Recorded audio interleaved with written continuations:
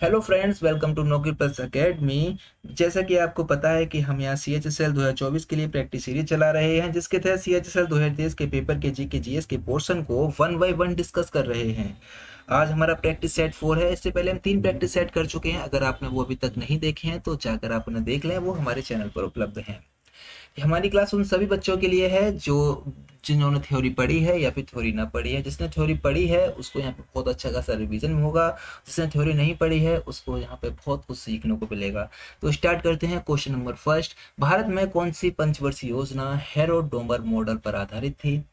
Option A 7वीं पंचवर्षीय योजना, option B 8वीं पंचवर्षीय योजना, ऑप्शन सी प्रथम पंचवर्षीय योजना या फिर ऑप्शन डी द्वितीय पंचवर्षीय योजना।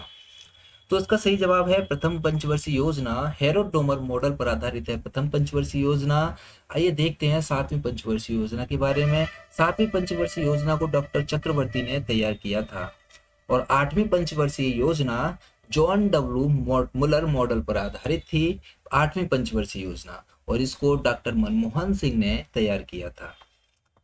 द्वितीय पंचवर्षीय योजना PC महालनोबिस मॉडल पर आधारित है। कौन सी? द्वितीय पंचवर्षीय योजना। पंचवर्षीय योजना के बारे में थोड़ा जान लेते हैं। पंचवर्षीय योजना को सोवियत संघ से लाया गया है, ठीक है। और पंचवर्षीय योजना बनाने के लिए योजना आयोग का गठन 15 मार्च 1950 को किया गया था, ठीक है।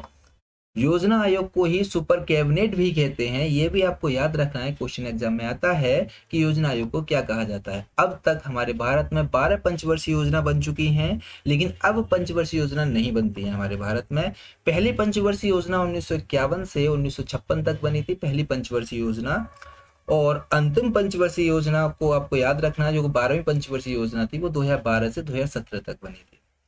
पंचवर्षीय योजना बनाने का काम योजना आयोग करती है, लेकिन अब योजना आयोग को हटा दिया गया। योजना आयोग की जगह पर नीति आयोग का गठन कर दिया गया 1 जनवरी 2015 को।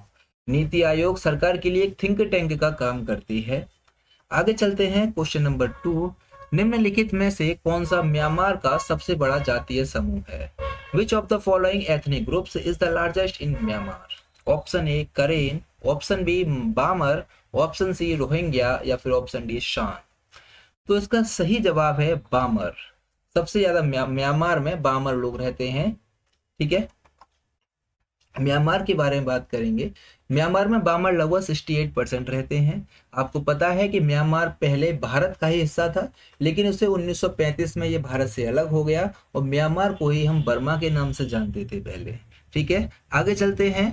क्वेश्चन नंबर 3, 1937 में सर क्रिस्टोफर इंगोल्ड के साथ किसने एल्किल हैलाइड और संबंधित यौगिकों के नाभिक स्नेही प्रतिस्थापन अभिक्रियाओं का प्रस्ताव रखा था? Option a Sergei Winogradsky, option b Victor Grignard, option c Edward Davies Hughes या फिर ऑप्शन डी जेकोबस हेंड्रिक्स। तो इसका सही जवाब है एडवर्ड डेविस ह्यूजेस। आगे चलते हैं। क्वेश्चन नंबर 4, निम्नलिखित में से किसने आम लोगों में राष्ट्रवाद की भावना जगाने के लिए शिवाजी महोत्सव की शुरुआत की थी? ऑप्शन ए अरविंदो घोष ने, ऑप्शन बी सुरेंद्रनाथ बनर्जी ने या फिर ऑप्शन सी लोकमान्य तिलक ने या फिर ऑप्शन डी गोपाल कृष्ण गोखले ने। तो शिवाजी महोत्सव की शुरुआत करी थी लोकमान्य तिलक ने। तो इसका सही जवाब ऑप्शन सी है लोकमान्य तिलक। आइए देखते हैं लोकमान्य तिलक ने और क्या क्या किया था। देखो, लोगों में राष्ट्रवाद की भावना को जागृत करने के लिए लोकमान्य तिलक ने 1893 में गणपति महोत्सव की शुरुआत करी और 1895 में शिवाजी महोत्सव की शुरुआत करी थी। लोकमान्य तिलक ने एक नारा भी दिया था, वो नारा था स्वराज्य मेरा जन्मसिद्ध अधिकार है और हम इसे लेकर रहेंगे। ये इनका नारा था, याद रखना है आपको। आगे चलते हैं। Question number 5, the Kudremukh mines are located in which of the following states? Kudremukh की खानें निम्नलिखित में से किस राज्य में स्थित हैं? कुद्रेमुख की खान किस राज्य में है? Option A Karnataka, option B Chhattisgarh, option C Maharashtra या फिर ऑप्शन डी उड़ीसा। तो इसका सही जवाब है कर्नाटक। कुद्रेमुख कर्नाटक में स्थित है। कर्नाटक में एक मंगलुरु बंदरगाह भी है, जहां से कुद्रेमुख से लौह अयस्क निकलता है और उस लौह अयस्क को मंगलुरु बंदरगाह से निर्यात कर दिया जाता है, ठीक है, याद रखेंगे। इसके अलावा भारत में सबसे ज्यादा लौह अयस्क का उत्पादन कहाँ होता है? उड़ीसा में भारत में सबसे ज्यादा लौह अयस्क का उत्पादन होता है। जब लौह अयस्क की बात कर रहे हैं तो हमें जान लेना चाहिए कि हमारे भारत में कितने प्रकार के लौह अयस्क होते हैं। 4 प्रकार के लौह अयस्क होते हैं। सबसे पहला जो होता है मैग्नेटाइट, जिसमें 78% धातु होती है। इसमें सबसे अच्छा मैग्नेटाइट होता है। नंबर दूसरे पे आता है हेमाटाइट, जिसमें 60 से लेकर 70% धातु होती है और भारत में सबसे ज्यादा यही पाया जाता है। हमारे भारत में हेमाटाइट सबसे ज्यादा पाया जाता है। और तीसरा होता है लिमोनाइट, जिसमें 10 से 40% धातु होती है। और चौथा होता है सिडेराइट, जिसमें 48% धातु होती है। लिमोनाइट और सिडेराइट ये कमजोर लौह अयस्क होते हैं। मैग्नेटाइट हेमाटाइट अच्छे होते हैं। और हमारे भारत में कौन सा लौह अयस्क पाया जाता है? हेमाटाइट पाया जाता है, आपको याद रखना है। और सबसे ज्यादा लौह अयस्क का उत्पादन उड़ीसा में होता है। आगे चलते हैं, क्वेश्चन नंबर 6, भारत में पहली जूट मिल कहाँ स्थापित की गई थी? Option A Mumbai, option B Rishra, option C Chennai, option D Haryana. तो भारत में पहली जूट मिल रिसरा में स्थापित की गई थी। रिसरा पश्चिम बंगाल में एक जगह है रिसरा, जहां पर जूट मिल स्थापित की गई थी। जूट का सबसे ज्यादा उत्पादन पश्चिम बंगाल में होता है और जूट को ही गोल्डन फाइबर के नाम से भी जानते हैं, याद रखेंगे इसे। आगे चलते हैं, question number 7, the relation between ATM and bar is. ATM और बार के बीच में क्या संबंध है? ऑप्शन ए, एक एटीएम बराबर 105 बार। ऑप्शन बी, एक एटीएम बराबर 1.013 मल्टीप्लाई 105 बार। ऑप्शन सी, 1 एटीएम इक्वल 1 बार। ऑप्शन डी, 1 एटीएम इक्वल 1.013 बार। तो इसका सही जवाब है 1 एटीएम इक्वल 1.013 बार। एटीएम का मतलब समझते हैं, एटीएम एक वायुदाब प्रेशर होता है, ठीक है, वायुदाब होता है। एटीएम एक वायुदाब होता है, ठीक है, याद रखेंगे। आगे चलते हैं, क्वेश्चन नंबर 8, कुछ सॉस और शरबत में खाद्य परिरक्षक के रूप में कौन सा रासायनिक यौगिक प्रयोग किया जाता है जो उनके प्राकृतिक रंग को बरकरार रखता है और बैक्टीरिया से उनकी रक्षा करता है? तो इसका सही देखते हैं इसके option, dihydroxy benzene option a, option b hydrogen hydrate, option c potassium metabisulphite, या फिर ऑप्शन डी मोनोसोडियम ग्लूटामेट। तो इसका सही जवाब है ऑप्शन सी पोटेशियम मेटाबाइसल्फाइड। आगे चलते हैं, question number 9, who founded the Tughlaq dynasty of the Vijayanagara empire. Vijayanagara साम्राज्य के तुगलक वंश की स्थापना किसने की थी? Option A Achyuta Deva Raya, option B Devaraya प्रथम, ऑप्शन सी कृष्ण देव राय, या फिर ऑप्शन डी नरसिंह देव राय। तो इसका सही जवाब है ऑप्शन डी नरसिंह। नरसिंह ने विजयनगर साम्राज्य के तुगलक वंश की स्थापना करी थी। देखते हैं अच्युत देव राय के बारे में। अच्युत देव राय ये कृष्ण देव राय के उत्तराधिकारी थे और जो कृष्ण देव राय तुगलक वंश से ताल्लुक रखते थे। देवराय प्रथम ये संगम राजवंश से संबंधित थे और कृष्ण देव राय ये तुगलक वंश के राजा थे। आइए देखते हैं विजयनगर साम्राज्य के बारे में। विजयनगर साम्राज्य की स्थापना 1336 ईस्वी में हरिहर व बुक्का नामक 2 भाइयों ने की थी और हरिहर व बुक्का ये काकतीय राजवंश के यहाँ सेनापति के रूप में कार्यरत थे। विजयनगर और उन्होंने हरिहर व बुक्का ने संगम वंश की स्थापना की थी। विजयनगर साम्राज्य पर शासन करने वाले प्रमुख वंश कौन कौन से हैं? सबसे पहला संगम वंश, जिन्होंने विजयनगर साम्राज्य की स्थापना करी थी, और संगम वंश की स्थापना करने वाले थे हरिहर प्रथम, जिन्होंने 1336 से 1356 तक शासन किया था। नंबर दूसरे पे आता है सालुव वंश, जिन्होंने 1485 से 1505 तक शासन किया था सालुव वंश ने, और सालुव वंश की स्थापना करी थी सालुव नरसिंह ने, जिनको प्रथम बलापहार भी कहा जाता है। और नंबर तीसरे पे आता तुगलक वंश, जिन्होंने 1505 से 1570 तक शासन किया था, और तुगलक वंश की स्थापना करी थी वीर नरसिंह ने, जो कि नरसा नायक के पुत्र थे, और इनको द्वितीय बलापहार भी कहा जाता है। आगे है आर वीड़ु वंश, जिन्होंने 1570 से लेकर 1652 तक शासन किया था, और इनके संस्थापक थे, आर वीड़ु वंश के संस्थापक थे तिरुमल। याद रखेंगे इसे। आगे चलते हैं, क्वेश्चन नंबर 10, एक ऐसा संगठन जो भारत में संपूर्ण सहकारी आंदोलन का प्रतिनिधित्व कर रहा है, वो कौन सा संगठन है? Option A NCUI, option B NFCSF, option C TRIFED, या फिर ऑप्शन डी नाबार्ड। तो इसका सही जवाब है NCUI, ऑप्शन ए NCUI। आइए देख लेते हैं NCUI के बारे में। NCUI की फुल फॉर्म होती है national cooperative union of India. इसकी स्थापना हुई थी 1929 में और इसका मुख्यालय है दिल्ली में।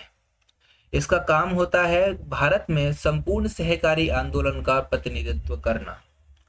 इसके अलावा नाबार्ड, नाबार्ड के फुल फॉर्म होती है national bank for agriculture and rural development, और नाबार्ड की स्थापना हुई थी 12 जुलाई 1982 को, और इसका उद्देश्य है कृषि और ग्रामीण विकास के लिए वित्तीय सहायता और तकनीकी सहायता उपलब्ध कराना।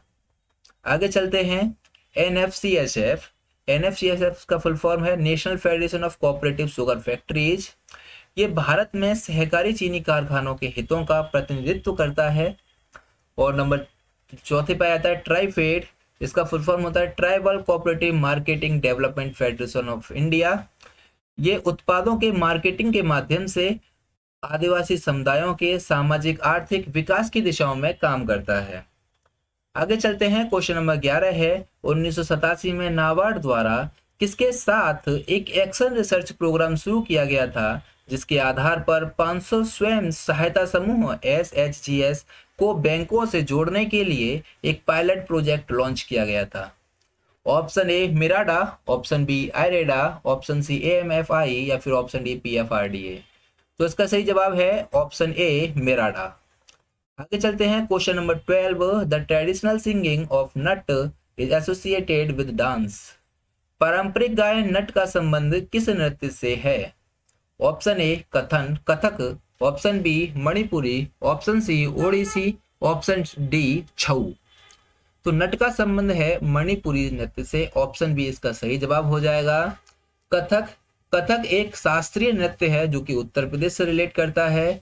मणिपुरी भी एक शास्त्रीय नृत्य है जो कि मणिपुर से रिलेट करता है, और ओडिसी भी शास्त्रीय नृत्य है, उड़ीसा से रिलेट करता है, और छऊ एक अर्धशास्त्रीय नृत्य है। आइए जानते हैं कुछ शास्त्रीय नृत्य के बारे में। हमारे भारत में 8 शास्त्रीय नृत्य हैं।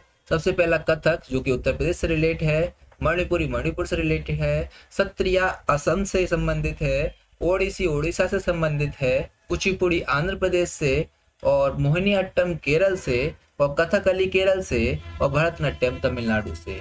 तो ये हमारे भारत में 8 शास्त्रीय नृत्य हैं, आपको ये याद रखने हैं। आगे चलते हैं, क्वेश्चन नंबर 13। लेग बाय शब्द किससे संबंधित है?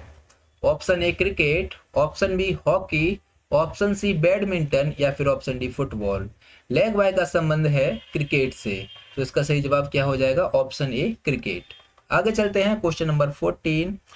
भारतीय संविधान में निम्नलिखित में से किस शब्द का उल्लेख नहीं है? ऑप्शन ए सेकुलर यानी धर्मनिरपेक्ष, ऑप्शन बी गणतंत्र, ऑप्शन सी संघवाद या फिर ऑप्शन डी समाजवादी। भारतीय संविधान में किस शब्द का उल्लेख नहीं है? तो वो शब्द है ऑप्शन सी संघवाद। संघवाद का उल्लेख नहीं है। अच्छा, धर्मनिरपेक्ष को तो 42वें संविधान संशोधन से जोड़ा गया है। आइए देखते हैं 42वें संविधान संशोधन से कितने शब्दों को जोड़ा गया है। प्रस्तावना में 3 नए शब्द जोड़े गए हैं, और 42वां संविधान संशोधन 1976 में हुआ था। आपको बता दूं कि 42वें संविधान संशोधन को मिनी संविधान के नाम से भी जानते हैं। ये सरदार स्वर्ण सिंह समिति की सिफारिश पर आया था, और इस समय भारत की प्रधानमंत्री इंदिरा गांधी थी। ठीक है, और इस समय 3 नए शब्द जोड़े गए थे, समाजवादी, धर्मनिरपेक्ष और एकता और अखंडता। प्रस्तावना में ये 3 नए शब्द शामिल किए गए थे। आगे चलते हैं, क्वेश्चन नंबर 15। भारतीय संगीत के निम्नलिखित दिग्गजों में से किसे भारत रत्न से सम्मानित किया गया है? Option a Lata Mangeshkar, option b Usha Uthup, option c Asha Bhosle, option d Kishore Kumar. तो इनमें से किसको भारत रत्न से सम्मानित किया गया है? तो इसका सही जवाब है लता मंगेशकर। तो इसका सही जवाब है लता मंगेशकर, ऑप्शन ए लता मंगेशकर। अच्छा, भारत रत्न से संबंधित आपको जानकारी याद रखनी है क्योंकि इंपॉर्टेंट है, क्योंकि 2024 में 5 लोगों को भारत रत्न दिया गया है, और भारत रत्न की शुरुआत हुई थी 1954 से, याद रखना है। सबसे पहले कर्पूरी ठाकुर को भारत रत्न दिया गया है, ये बिहार के 11वें मुख्यमंत्री थे। MS स्वामीनाथन को भारत रत्न दिया गया है, ये फादर ऑफ ग्रीन रिवॉल्यूशन यानी कि हरित क्रांति के जनक माने जाते हैं MS स्वामीनाथन को। और PV नरसिम्हा राव को भारत रत्न दिया गया है, ये 9वें PM हैं अपने भारत के। और लाल कृष्ण आडवाणी को भारत रत्न दिया गया है, ये को फाउंडर है BJP के और 7वें डिप्टी PM हैं।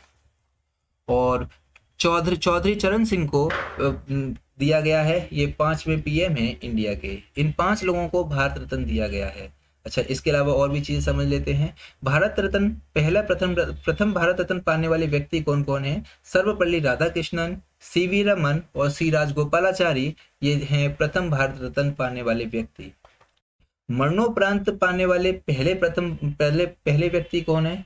लाल बहादुर शास्त्री। मरणोपरांत भारत रत्न पाने वाले पहले व्यक्ति हैं लाल बहादुर शास्त्री, याद रखेंगे। आगे चलते हैं क्वेश्चन नंबर 16। निम्नलिखित में से किस संधि पर हस्ताक्षर करके द्वितीय आंग्ल मैसूर युद्ध समाप्त हुआ था? ऑप्शन ए आरकोट की संधि, ऑप्शन बी मद्रास की संधि, ऑप्शन सी वांडीवास की संधि या फिर ऑप्शन डी मैंगलोर की संधि। तो द्वितीय आंग्ल मैसूर युद्ध किस संधि पर हस्ताक्षर करके समाप्त हुआ था? तो इसका सही जवाब है मैंगलोर की संधि, ऑप्शन डी। आइए देखते हैं आरकोट की संधि के बारे में। आरकोट की संधि ब्रिटिश ईस्ट इंडिया कंपनी और नेपाल के गोरखाओं के बीच में हुई थी। वांडीवास की संधि 1760 में हुई थी और ये हुई थी ब्रिटिश ईस्ट इंडिया कंपनी और फ्रेंच ईस्ट इंडिया कंपनी के बीच में हुई थी, याद रखेंगे। आगे देखते हैं आंग्ल मैसूर युद्ध। देखिए हमारे यहाँ आंग्ल मैसूर युद्ध जो हुए थे वो 4 आंग्ल मैसूर युद्ध हुए थे। सबसे पहला आंग्ल मैसूर युद्ध हुआ था 1767 से 1769 तक, जो कि अंग्रेजों और हैदर के बीच में हुआ था और इस युद्ध के दौरान हुई थी मद्रास की संधि, याद रखेंगे। प्रथम आंग्ल मैसूर युद्ध के फलस्वरूप मद्रास की संधि हुई थी। द्वितीय आंग्ल मैसूर युद्ध 1780 1784 तक चला और ये टीपू और अंग्रेजों के बीच में हुआ था ये युद्ध और इसके फलस्वरूप हुई थी मैंगलोर की संधि। तृतीय आंग्ल मैसूर युद्ध 1790 से 1792 तक रहा और ये टीपू और अंग्रेजों के बीच में ये भी युद्ध हुआ था और इसके दौरान हुई थी श्रीरंगपट्टनम की संधि। और चौथा आंग्ल मैसूर युद्ध 1799 में और ये भी टीपू और अंग्रेजों के बीच हुआ। इसमें सदाशिवराव और मालवेली का युद्ध हुआ था और इसमें टीपू की मृत्यु हो गई थी और अंग्रेजों का मैसूर पर अधिकार हो गया था। आगे चलते हैं क्वेश्चन नंबर 18। आटे में गेहूं का मूल्य इसकी राष्ट्रीय आय के मापन की किस विधि का एक भाग है? Option A income, option B circular income, option C expenditure या फिर ऑप्शन डी मूल्य वर्धित। तो इसका सही जवाब है मूल्य वर्धित। आटे में गेहूं का मूल्य किस विधि से राष्ट्रीय आय में गणना की जाती है इसकी? तो इसका सही जवाब है मूल्य वर्धित विधि से। आइए जानते हैं मूल्य वर्धित विधि से कैसे गणना की जाती है मूल्य वर्धित आय।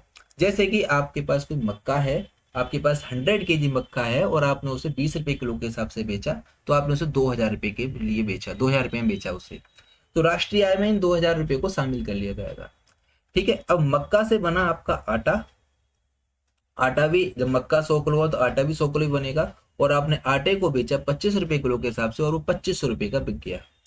अच्छा, इसमें मक्का के रेट तो हमने इसमें पहले से ले लिए हैं 2000 रुपए। जब हमने इसे आटा बेचा था तो 2500 में बेचा था, तो उसका जो उसमें वैल्यू ऐड हुई है, कितनी वैल्यू ऐड हुई है वो इसमें हुई है 500 रुपए ऐड। यहाँ पे 2000 रुपए का बिका था, यहाँ 2500 रुपए बिका है, तो इसमें कितनी वैल्यू ऐड हुई है? इसमें हुई है 500 रुपए वैल्यू ऐड। इसके बाद आटा गया कारखाने में और आटा कारखाने में जाकर बन गए कुरकुरे की 1000 पैकेट बनी और 5 रुपए की पैकेट के हिसाब से आपने उनको बेचा और 5000 रुपए का वो बिक गया। तो यहाँ पे आटा बेचा था 2500 रुपए का और कुरकुरे बिके 5000 रुपए के। तो इस तरह से इसमें कितना वैल्यू ऐड हुआ है? इसमें हुआ 2500 रुपए वैल्यू ऐड। तो ओवरऑल मिलाकर राष्ट्रीय आय कैसे कैलकुलेट की जाएगी? ये वाले 2000 रुपए और ये वाले 500 रुपए और ये वाले 2500 रुपए, टोटल मिला के आपका 5000 रुपए राष्ट्रीय आय आ जाती है। ठीक है, तो इस तरह से की जाती है मूल्य वर्धित आय से राष्ट्रीय आय की गणना। आइए आगे देखते हैं। ये 4 विधियां होती हैं। सबसे पहली उत्पादन विधि होती है, तो और दूसरी मूल्य वर्धित विधि होती है, आय विधि और व्यय विधि। ये हमारे पास राष्ट्रीय आय ज्ञात करने की 4 विधियां होती हैं। आगे चलते हैं क्वेश्चन नंबर 18। भारतीय संविधान में मौलिक कर्तव्य पहली बार कब शामिल किए गए थे? भारतीय संविधान में मौलिक कर्तव्य पहली बार कब शामिल किए गए थे? Option A 1973, option B 1976, option C 1975 या फिर ऑप्शन डी 1974। तो इसका सही जवाब है और मौलिक कर्तव्यों को 1976 में शामिल किया गया था। 42वें संविधान संशोधन 1976 से मौलिक कर्तव्यों को शामिल किया गया था, याद रखेंगे आप इसे। ठीक है, सरदार स्वर्ण सिंह समिति की सिफारिश पर हुए थे। Question number 19। महाराष्ट्र में पाई जाने वाली कपासी मिट्टी का दूसरा नाम क्या है? कपासी मिट्टी का दूसरा नाम क्या है? ऑप्शन ए चेरनोजेम, ऑप्शन बी अवशिष्ट चय मिट्टी, ऑप्शन सी रेगुर मिट्टी या फिर ऑप्शन डी रेह मिट्टी। तो कपासी मिट्टी का दूसरा नाम है रेगुर मिट्टी, इसको काली मिट्टी के नाम से भी जानते हैं। आइए देख लेते हैं भारत में कितने प्रकार की मिट्टी पाई जाती है। भारत में 8 प्रकार की मिट्टी पाई जाती है। सबसे पहले जलोढ़ मिट्टी या काप मिट्टी भी कहते हैं इसे, और काली मिट्टी, इसको रेगुर मिट्टी के नाम से भी जानते हैं। लाल मिट्टी, लैटेराइट मिट्टी और पर्वतीय मिट्टी, दलदली मिट्टी, लवड़ीय मिट्टी और मरुस्थलीय मिट्टी, ये 8 तरह की मिट्टी पाई जाती है हमारे भारत में। आगे चलते हैं, लास्ट क्वेश्चन है, मेघालय का नोंगक्रेम त्योहार निम्नलिखित में से किस जनजाति द्वारा मनाया जाता है? ऑप्शन ए गालो जनजाति, ऑप्शन बी तुत्सा जनजाति, ऑप्शन सी अपटानी जनजाति या फिर ऑप्शन डी खासी जनजाति। तो इसका सही जवाब है खासी जनजाति। नोंगक्रेम त्योहार खासी जनजाति के द्वारा मनाया जाता है। तो ये आज की क्लास आज हमारी इतनी ही है। अगर आपको वीडियो अच्छी लगी है, अगर आपको हमारा कंटेंट अच्छा लगा है, तो हमारे चैनल को सब्सक्राइब, लाइक, शेयर जरूर करें। मिलते हैं नेक्स्ट वीडियो पर, तब तक के लिए टेक केयर, बाय बाय।